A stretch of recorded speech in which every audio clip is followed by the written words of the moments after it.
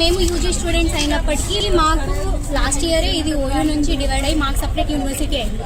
So ఇప్పుడు point వచ్చేసి ఏంటంటే మా పీజీ అంటే మా సీనియర్స్కి హాస్టల్ ఉస్మానియా యూనివర్సిటీలో ఉంది. అక్కడ మెస్ ఇన్ఛార్జ్ అయిన వినోద్ అని ఆయన సో మా సీనియర్స్ తోటి చాలా మిస్బిహేవ్ చేస్తున్నారని ఒక కంప్లైంట్ వచ్చింది.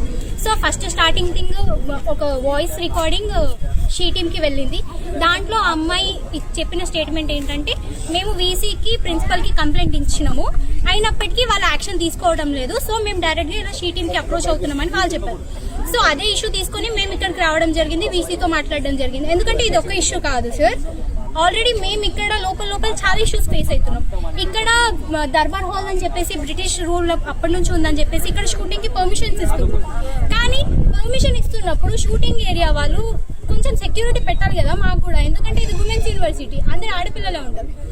ఏమైందంటే ఇష్యూ, ఇద్దరు అమ్మాయిలని మీకు బ్యాక్గ్రౌండ్ లో యాక్టింగ్ ఛాన్స్ ఇప్పిస్తాము, మీకు షూటింగ్ లో మిమ్మల్ని యాక్టింగ్ రోల్స్ ఇప్పిస్తామని చెప్పేసి మార్నింగ్ 10:30 నుంచి 5:30 వరకు తిప్పిరంట.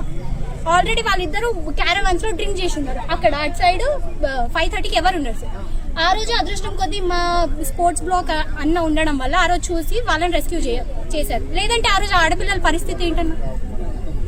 సో ఇలాంటివి ఫర్దర్ గా జరగకుండా ఓకే మాకు బడ్జెట్ లేదు, మేము ఇన్ఫ్రాస్ట్రక్చర్ కోసం లోపల అన్ని ఫెసిలిటీస్ కోసం మాకు బడ్జెట్ కావాలి, దానికోసం మీరు షూటింగ్ ఇస్తున్నారు ఓకే, బట్ మాకు కూడా సెక్యూరిటీ కావాలి.